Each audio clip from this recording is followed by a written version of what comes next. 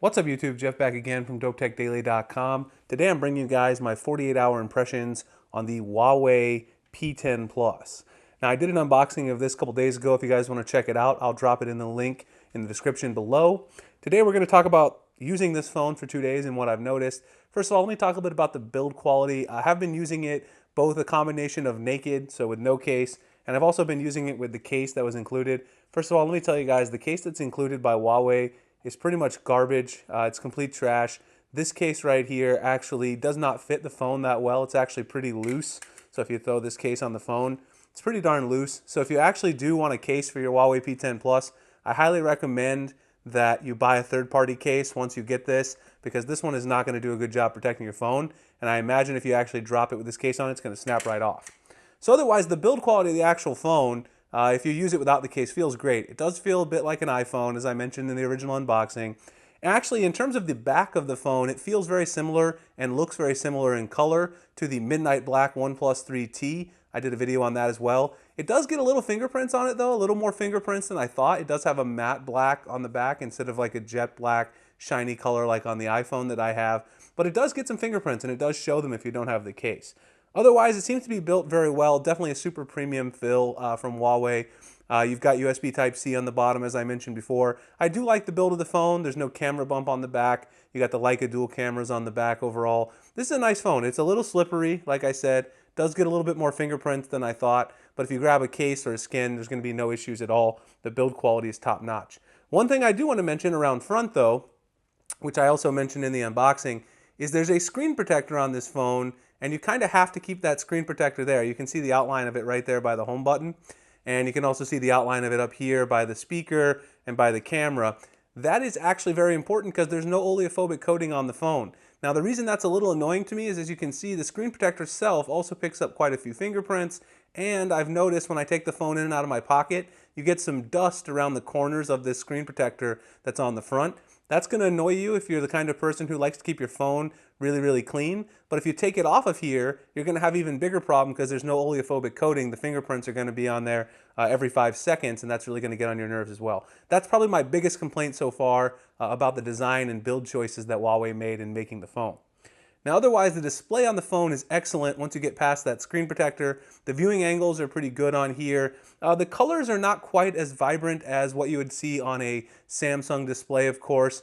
This does have a 2560 by 1440 resolution, so this is not 1080p like the regular Huawei P10 and the P9 I did last year. If you buy the P10 Plus, you do get a step up in terms of the resolution of the screen.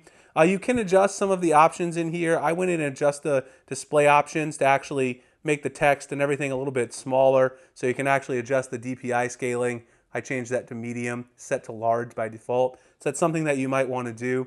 The viewing angles, though, are pretty nice. The brightness is pretty good. I haven't done a rigorous comparison because it's been over the weekend that I've been using it. Once I use it at work during this week, I'll have an idea if the brightness is up to par with the LG G6. But the screen overall is quite good. I don't have any huge complaints with it. I'll have a further in-depth look at that in my full review.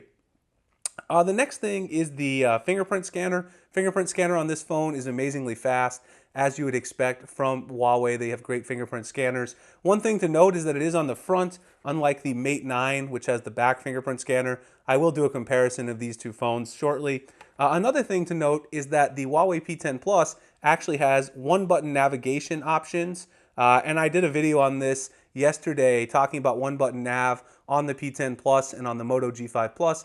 You can use the single home button here, which also doubles as the fingerprint scanner, to do all of your navigation. You tap once to go back, you press on it to go home, you can swipe left or right to get your recent apps. It's overall a very nice way to do your navigation.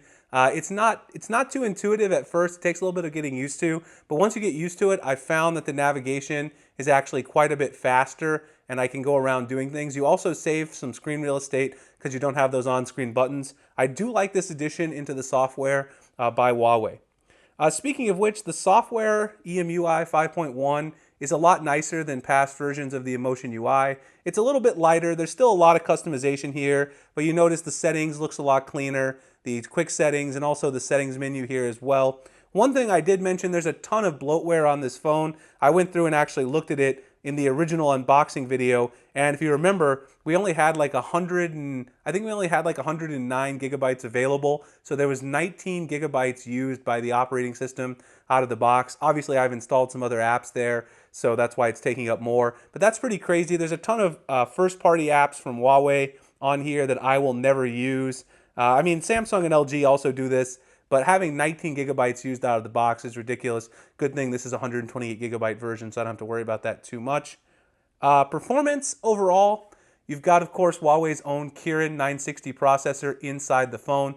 Performance has been pretty good. I have had a few hiccups, a few issues where I opened an app and it took a minute for it to load. It doesn't seem like it's been quite as fast as I would expect. I also did a couple of benchmarks. I don't know if they're here, but I posted them over on Twitter. I did a couple of benchmarks. Yeah, it's actually right there. 118,000 and Antutu score. That's actually pretty low. I expected to see it in the 140s. I'll do a retest, but that was actually a test I did from a cold boot with no apps running. So I'm a little surprised to see that. I don't put too much stock in benchmarks, but I have noticed a few hiccups here or there. The animations are a little bit slower than they are on the LG G6.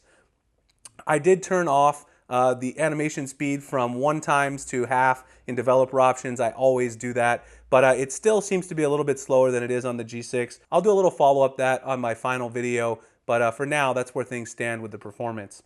The final thing here, camera and battery life. The battery life's been pretty good. I showed some screenshots on Twitter. I got about 5.5 hours screen on time in my first charge cycle. It's went down a little bit on the second one, but I've been doing a little more intensive tasks. So far, only 2 days, so I can't say a lot about battery life, but it hasn't been bad at all so far. The camera has been very impressive. I posted a lot of test shots over on Twitter. You can see here I took some night shots. The contrast is amazing. This photo right here of my car, the white on black contrast is amazing in low light. I took some photos here for things I was selling on Twitter, a couple of tech products. The clarity is really good. The macro shots are excellent.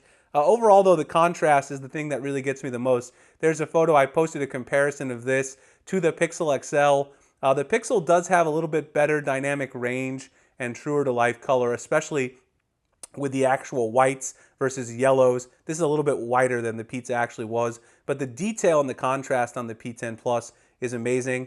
I haven't had a chance to test out the white and black mode yet. I did test out some of the depth effects, so this is a shot I took with the wide aperture mode. Very good overall with the bokeh. I took another one here in Best Buy. That's of the LG G6. You get some nice blur in the background from the Huawei P10 Plus camera. So I have some further thoughts about the camera, the battery life, etc. Let me know what else you guys want to know about this phone. Those are my preliminary thoughts on everything, using it for a couple of days. I think it's a solid phone. Whether or not it's going to actually be up to par with the G6 and the Galaxy S8, we'll have to see in my full review, which will probably be in about 10 days. All right, guys, I appreciate checking out the video. You can find me at dopetechdaily.com, Google+, Instagram, and Twitter at the links in the description. Please like and subscribe if you want to see future content like this, and I'll see you guys in the next one. Thanks a lot for watching.